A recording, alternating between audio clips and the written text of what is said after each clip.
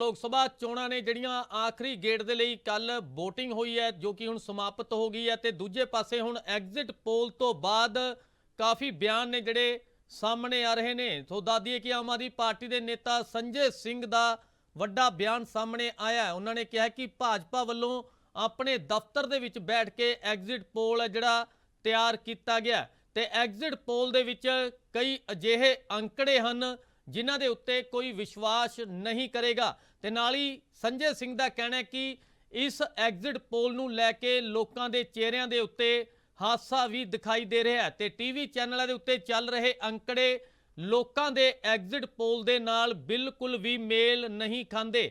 ਤੇ ਨਾਲ ਹੀ ਸੰਜੇ ਸਿੰਘ ਦਾ ਕਹਿਣਾ ਹੈ ਕਿ ਅਸੀਂ ਜਨਤਾ ਦੇ ਵਿੱਚ ਇੱਕ ਸਰਵੇਖਣ ਕੀਤਾ ਤੇ ਸਾਹਮਣੇ ਆਇਆ ਕਿ ਭਾਰਤ ਗੱਠਜੋੜ 295 ਤੋਂ ਵੱਧ ਸੀਟਾਂ ਜਿੱਤੂਗਾ ਅਤੇ गठजोड़ की सरकार बनन जा रही है।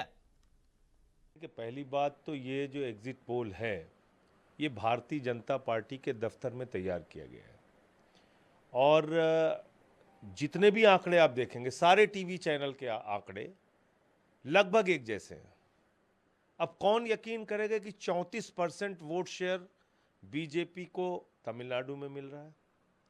कौन यकीन करेगा कि 0 से 2 सीट आम आदमी पार्टी को पंजाब में आ रही है।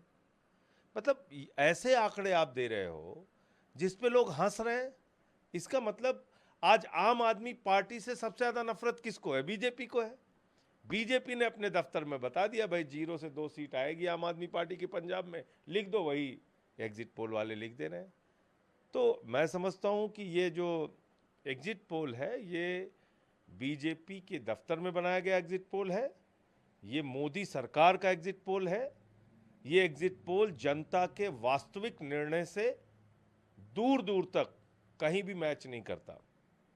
जो जनता का एग्जिट पोल है, जो अलग अलग पार्टियों के नेता आज इंडिया गठबंधन की बैठक में बैठ के बता रहे थे, जो आंकड़े उन्होंने दिए और जो हम लोगों ने जनता से सर्वे किया, 295 से ज़्यादा सीटें इंडिया गठबंधन की आएंगी और इंडिया गठबंधन की सरकार बनेगी देश के अंदर।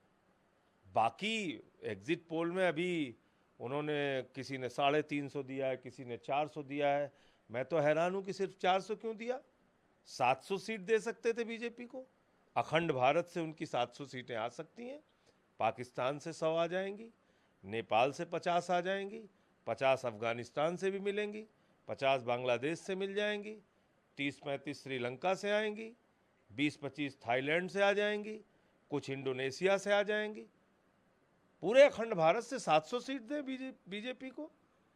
एग्जिट पोल का मजाक बना दिया है। ये जितने भी नेता बैठे थे उनका जो जनता के बीच का जो सर्वे था उसके आधार पे आंकड़े बताया तो मैंने आपको कि 295 के आंकड़े इंडिया गठबंधन की बैठक में जो अलग अलग पार्टी के नेताओं ने बताए उसके हिसाब से आए सामने।